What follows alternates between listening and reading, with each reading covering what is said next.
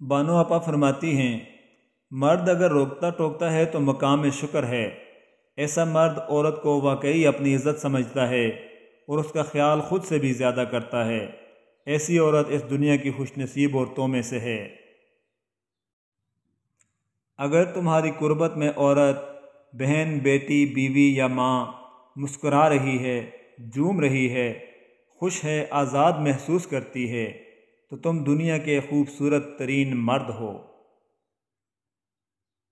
زیادہ تر لوگ یہ سمجھتے ہیں کہ عورت یہ سننا چاہتی ہے کہ وہ بہت خوبصورت ہے، جبکہ اصل میں وہ یہ سننا چاہتی ہے کہ میں تمہارے ساتھ ہوں، ہمیشہ رہوں گا، تمہیں کبھی اکیلا نہیں چھوڑ سکتا، ہم دونوں ہر ایک مشکل کا سامنا مل کر لیں گے۔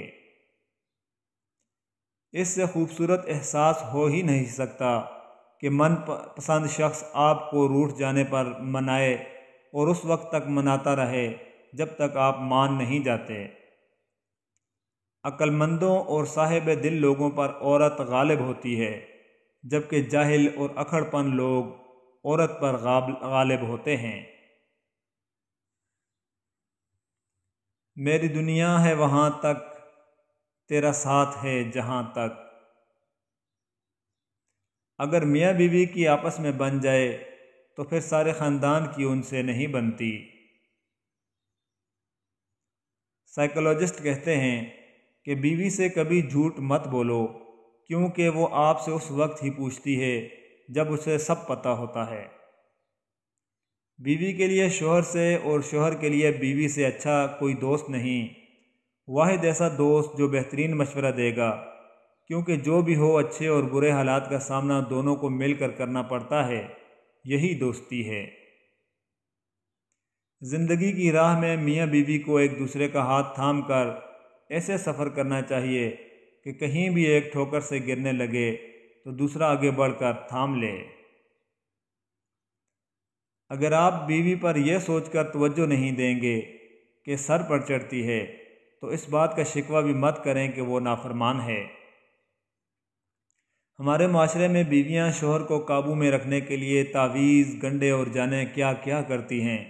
اسلام نے 1400 سال پہلے حکم دیا، شوہر کے آنے پر پہلے بناؤ سنگار کرو، شوہر کمرے میں آئے تو آنے کا کہے تو انکار مت کرو، پیٹھ پھیر کر مت سویا کرو۔ گھر سے باہر جاتے ہوئے بیوی کو بتا کر جانا بیوی کی غلامی نہیں بلکہ بیوی کی فکر سے آزاد کرنا ہے۔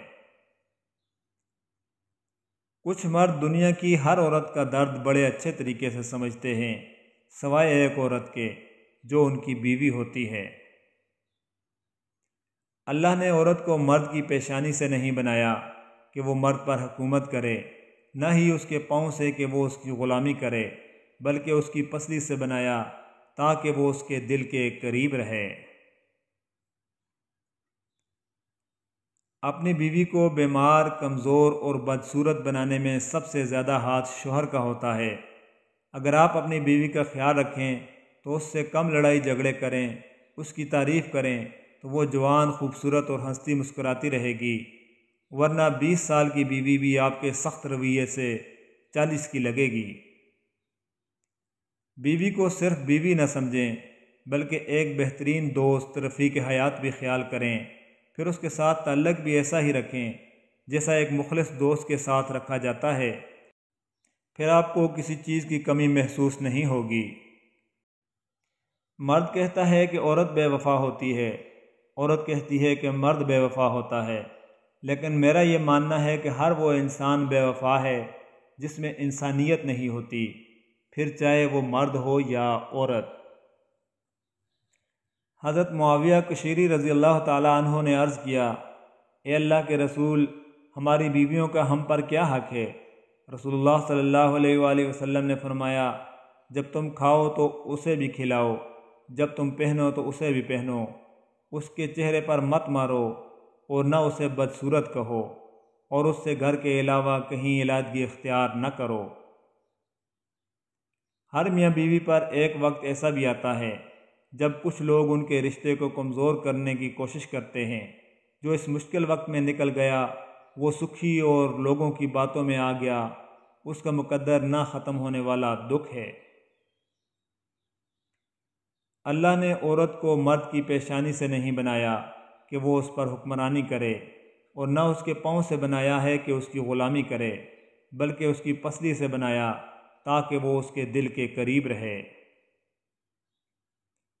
بے وقوف سے بحث کرتے رہنا دراصل یہ ظاہر کرتا ہے کہ بے وقوف ایک نہیں دو ہیں۔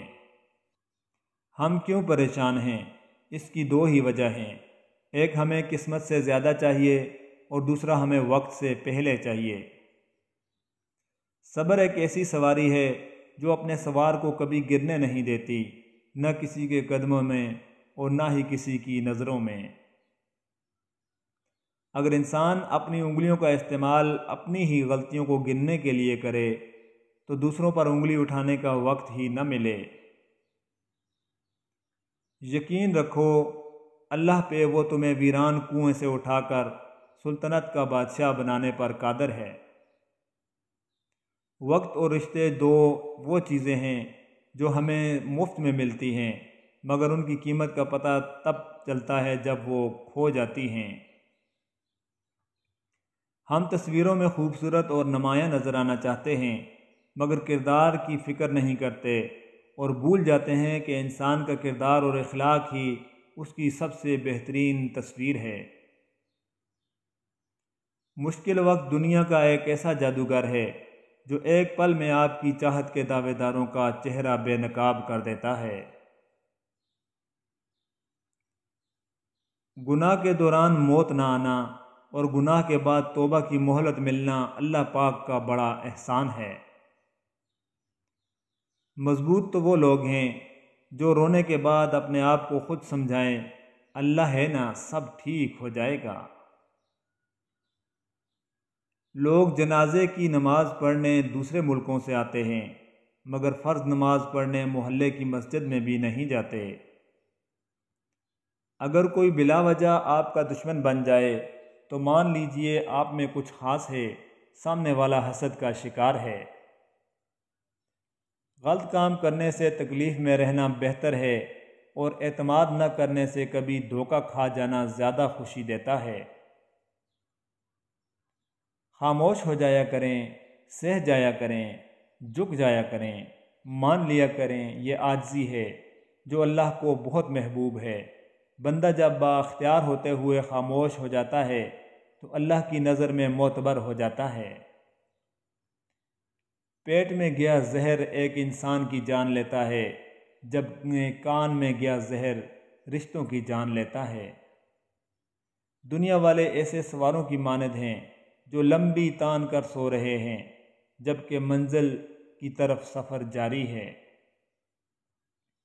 جب زندگی میں دعائیں کم ہو جائیں تو دوائیں بڑھ جاتی ہیں۔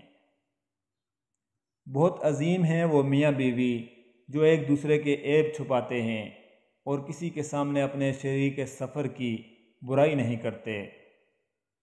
جو کھا گئے وہ اڑا گئے، جو جوڑ گئے وہ چھوڑ گئے، جو دے گئے وہ لے گئے۔